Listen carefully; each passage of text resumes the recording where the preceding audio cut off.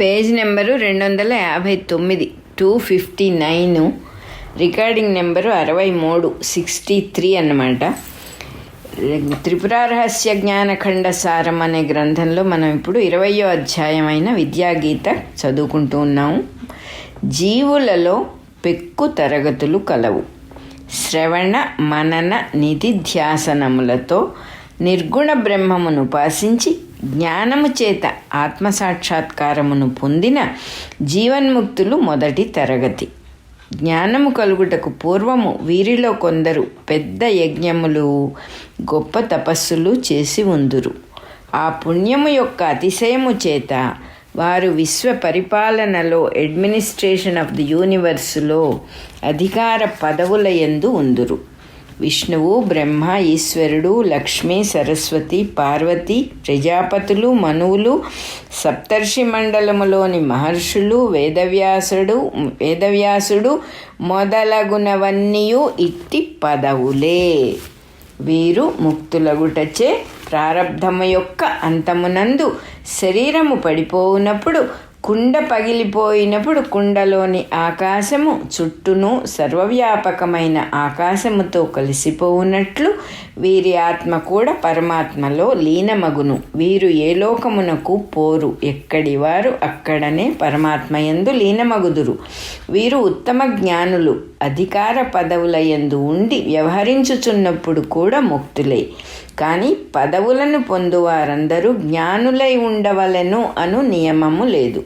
కొందరు కేవలము యజ్ఞముల చేతనో తపస్సుల చేతనో పదవులను పొందుదురు. వీరికి పదవీకాలము ముగిసినంతనే నహుషునకు సర్పజన్మము వచ్చినట్లు జన్మాంతరము తప్పదు. అగ్ని, వాయువు, ఇంద్రుడు మొదలగు పదవులలో ఇట్టివారు అనేకులు ఉందురు. సగుణ బ్రహ్మోపాసకులు 2వ తరగతి. పంచాగ్ని విద్యను, శ్రద్ధను, సత్యమును, సగుణ బ్రహ్మమును ఉపాసించిన వారు మరణించినప్పుడు అర్చిరాది మార్గమున బ్రహ్మలోకమునకు చేరుదురు.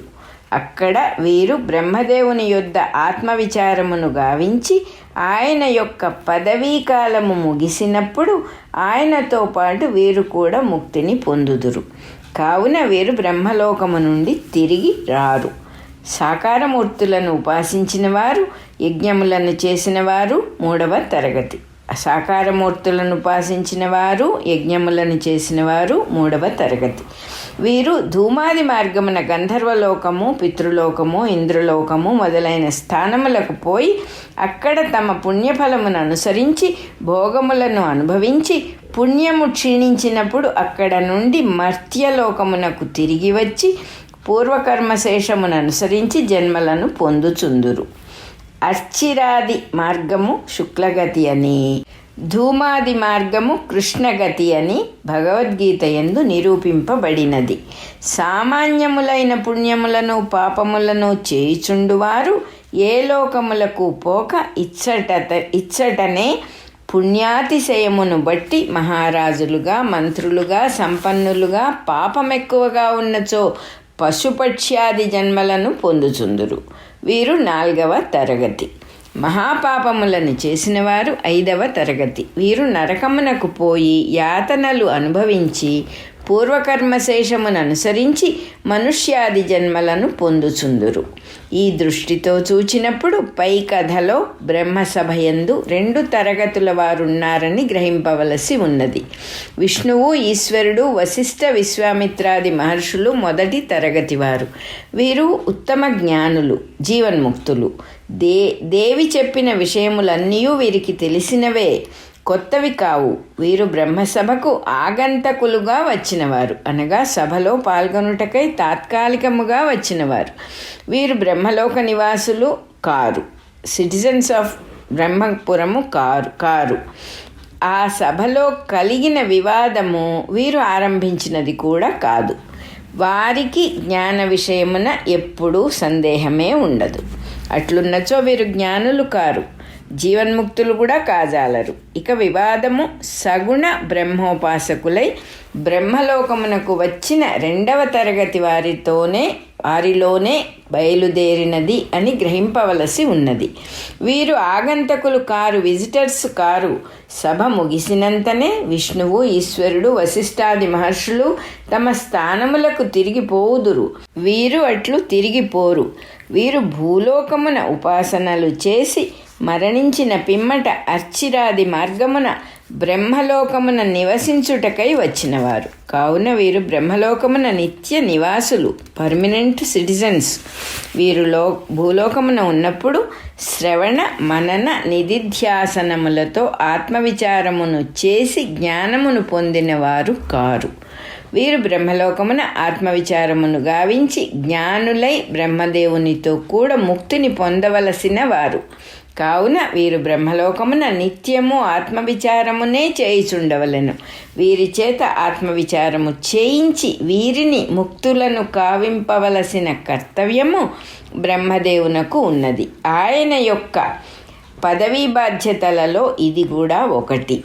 బ్రహ్మలోకమునకు ఉపాసకులై వచ్చిన వారు అక్కడ ముక్తి పొందవలసినదే కానీ మరల తిరిగి వచ్చుట, పునరావృత్తి అన్నది లేదు. ఇది విశ్వవిధానమున యూనివర్సల్ అడ్మినిస్ట్రేషన్లో ఒక నియమము. వీరు బ్రహ్మలోకమునకు మొదట వచ్చినప్పుడు అచ్చటి అద్భుతమైన సన్నివేశములకు ముగ్ధులై బ్రహ్మదేవుని సభయందు భయభక్తులతో శ్రవణ మననాదులను ఆరంభించినను కాలము గడుచుకొలది ఆయనతో అతి పరిచయము వలన శ్రద్ధ సన్నగిల్లుట సహజము. మరియును ఒక మహాసభ ఏర్పాటై ఆగంతకులు అనేకులు వచ్చి ఉన్నప్పుడు వారి ఎదుట నాకు విషయము తెలియలేదు, అనుగ్రహించి వివరింపుడు అని బ్రహ్మదేవుని సైతము ప్రార్థించుటకు వారు సంకోచపడుట సహజము. వారికి కూడా మేము మహాతపస్సులము అను అభిమానము ఉండనే ఉండును. అది జ్ఞానము చేతగాని నశింపదు. జ్ఞానము కావలయును అను శ్రద్ధ కలుగవలయునన్నచో అభిమానము తగ్గవలెను. ఇది ఎట్లు జరగవలెను అనున్నది చిక్కు సమస్య. బ్రహ్మర్షులైన వశిష్ఠాదులను ఇందు జోక్యము కలిగించుకొనకుండుట గమనింపదగి ఉన్నది. ఈ వాదమును పరిష్కరింపుడని కొందరు ఋషులు వారిని అడిగి ఉండవచ్చును. వారు దానిని పరిష్కరింప పూనుకొనక పరమేష్టి ఉండగా ఒకరు దీనిని పరిష్కరించవలసినదేమున్నది, వారినే అడుగుదము అని చెప్పి ఉందురు. బ్రహ్మదేవుడు లోకాధిపతి, ఆ సభకు అధ్యక్షుడు. ఆ ఉపాసకులకందరకు ఆయన గురువు. వారికి బోధింపవలసిన అధికారము ఆయనది. పెద్దల సమక్షమున వివాదము వచ్చినప్పుడు చిన్నవారు తమకు ఆ విషయము తెలిసినను వారి అనుమతి లేకుండా చెప్పుట మర్యాద కాదు. అందువలన వారు మిన్నకుండిరి. విద్యారూపిణి అయిన దేవి కనిపింపకుండా ఆకాశమునందు మేఘ గంభీర నిస్వనముతో అద్భుతముగా ఆవిర్భవించినప్పుడు ఆ ఉపాసకులందరూ అభిమానమును వదలి ఒక్కొక్కరు తమకు తెలియని విషయములనన్నిటినీ ప్రశ్నించిరి. ఆమె ఋషులారా అని ఈ సాధకులను ఉద్దేశించే ప్రసంగించుట గమనింపదగి ఉన్నది. ఆమె త్రిమూర్తులను, వశిష్ఠాది బ్రహ్మర్షులను ఉద్దేశింపలేదు. వారికి ఈ విషయములన్నీ తెలిసినవే. ఆమె ఉపదేశము యొక్క ఆరంభమున శాస్త్రము అను మహాసముద్రము నుండి అమృతము వంటి సారమును మీకు అందించుచున్నాను అని చెప్పి ఉండుట గమనింపదగి ఉన్నది. ఆ పరమేశ్వరి కూడా నేను చెప్పుచున్నాను కావున మీరు వినుడు అని చెప్పకుండా శాస్త్రమే ప్రమాణము అని మొట్టమొదటి ఉపదేశము కావించినది. ఆమె బోధించి కొన్ని నిమిషములలో అదృశ్యురాలగును. ఆమె యొక్క ఉపదేశమునకు ఆమెయే ప్రమాణమైనచో, ఆమె అదృశ్యమైన తరువాత సందేహములు కలిగినచో గతి ఏమి? ఆమె మాటిమాటికి ఆవిర్భవింపదు. అందువలన తరువాత సందేహములు కలిగినచో శాస్త్రమే ప్రమాణముగా పరమేష్టి యొద్ద విచారము కావింపుడు అని ఆమె ముందే వారికి స్పష్టముగా సూచించినది. దీనివలన బ్రహ్మలోకమునకు పోయినను ఉపనిషత్తులలోని వాక్యముల యొక్క అర్థమును విచారింపవలయును అనుట స్పష్టము.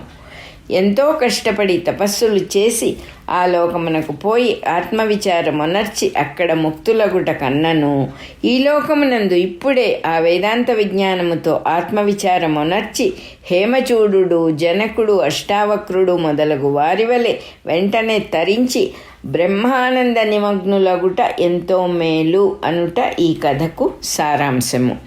రికార్డింగ్ నెంబర్ 63 అయిపోయింది.